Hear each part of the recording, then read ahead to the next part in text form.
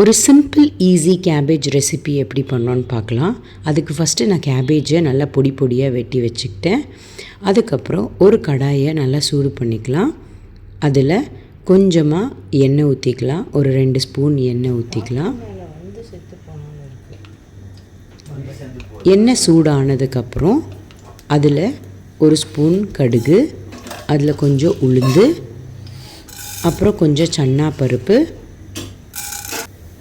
அதில் 2 பச்சை மிளகாவை ஜஸ்ட்டு வெட்டி அதில் போட்டுக்கோங்க. கருவேப்பிலையும் சேர்த்துக்கலாம். இது எல்லாத்தையும் நல்லா பொன்னிறமாக வறுத்துக்கலாம்.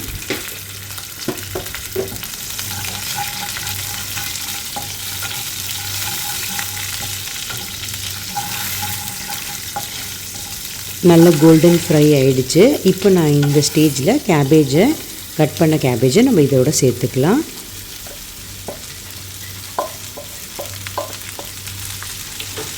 நான் இப்போ ஹை ஃப்ளேமில் வச்சுருக்கேன். ஒரு 5 மினிட்ஸ் ஹை ஃப்ளேமில் இருக்கட்டும். ஒரு 5 மினிட்ஸில் அதை அப்படியே கேபேஜ் எல்லாமே சுருங்கிடும். அதுக்கப்புறமா நம்ம அதில் உப்பு சேர்த்துக்கலாம்.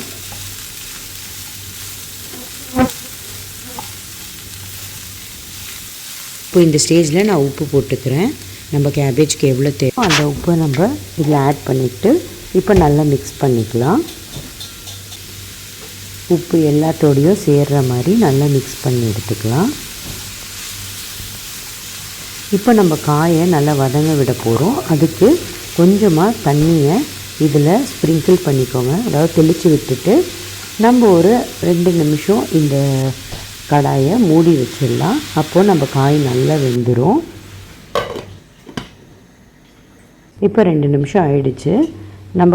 இந்த கேபேஜ் ரொம்ப ஃபாஸ்ட்டாக வெந்துடும். ஸோ அதனால் ப்ராப்ளம் இல்லை. நான் இப்போ கொஞ்சமாக மஞ்சளும் ஆட் பண்ணிக்கிறேன். அதையும் நல்லா கலந்து விட்டுக்கோங்க. ஒரு 5 நிமிஷம் காய் அப்படியே இருக்கட்டும். நம்ம ஒரு மசாலாவை ஆட் பண்ணிக்கலாம். ஒரு மிக்ஸி ஜாரில் கொஞ்சமாக தேங்காய், கொஞ்சமாக ஜீரகம், அதுக்கப்புறமா ஒரு 3 காஞ்ச மிளகா, இதை மட்டும் நம்ம சேர்த்து அரைச்சிடலாம். அரைச்சதுக்கப்புறம் நம்ம காய் ரெடி ஆகிடுச்சு, நல்லா வெந்துருச்சு. இப்போ இந்த ஸ்டேஜில் இந்த கோகனட் நம்ம அரைச்சோம் இல்லையா, அதை இதோடு சேர்த்துக்கலாம். சேர்த்து நல்லா மிக்ஸ் பண்ணிவிடுங்க. அவ்வளோதான், நம்மளோட சுவையான மணக்க கேபேஜ் பொரியல் ரெடி ஆகிடுச்சு. இது சாம்பார் ரைஸ், ரசம் ரைஸ், இல்லை நீங்கள் சப்பாத்தியோட கூட நீங்கள் சாப்பிட்லாம். அவ்வளோ டேஸ்ட்டாக ருசியாக இருக்கும். நீங்களும் இந்த மாதிரி ட்ரை பண்ணி பாருங்கள். செம்ம டேஸ்ட்டாக நல்ல வாசனையோடு இருக்கும்.